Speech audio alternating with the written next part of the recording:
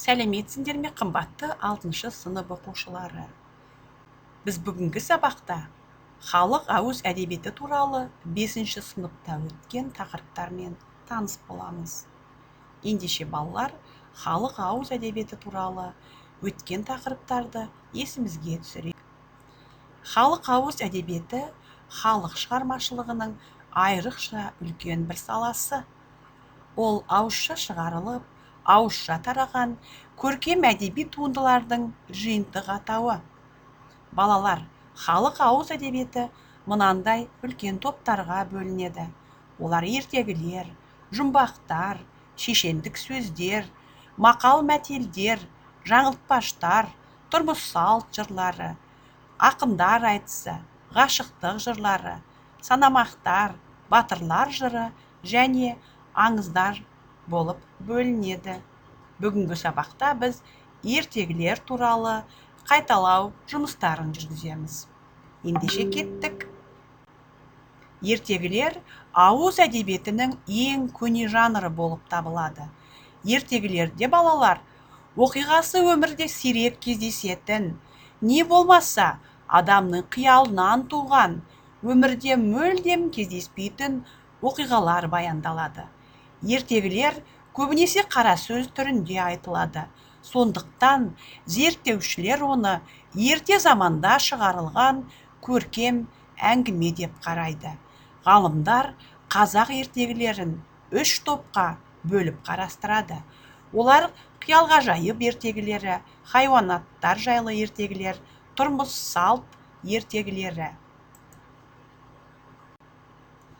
Қиялғажайып ертегілері халықтың сана сезімінің балаң кезінде пайда болған.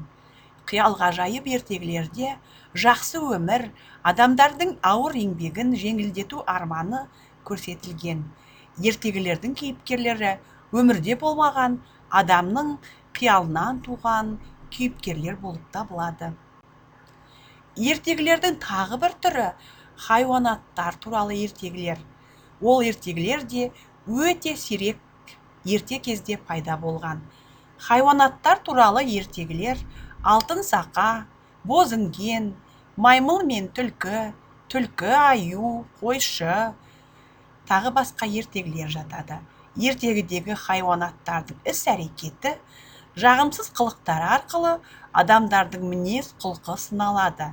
Хайуанаттар туралы ертегілерде түлкі қу, айлакер, қасқыр қорқау, аю аңғал, қой қарапайым адамдар бейнесінде алынады екен. Тұрмыс салт ертегілерінде өмірде болған, болуға тиісті оқиғалар туралы айтылады. Кейіпкерлері де өмірде болған қарапайым еңбек адамдары болып табылады. Балалар, мен енді сіздерге мынандай тапсырма беріп отырмын. Берілген ертегілердің қандай ертегінің түріне жататындығын табасыздар.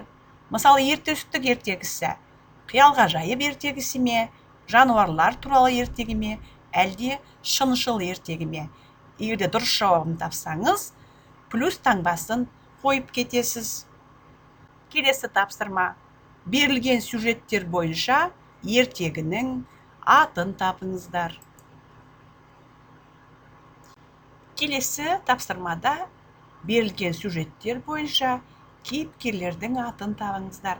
Мысалы, бірінші суретте қандай кейіпкер бала белгіленген? Екінші суретте ше, ал үшінші суретте қандай ертегінің кейіпкері? Бұл кейіпкердің аты қалай болады? Тапсырмалар өте жеңіл. Мен сіздер дұрыс орындайды деп сенемін. Балалар, назарларыңызға рахмет. Сендермен бірге болған Айгүл Мұхсиновна.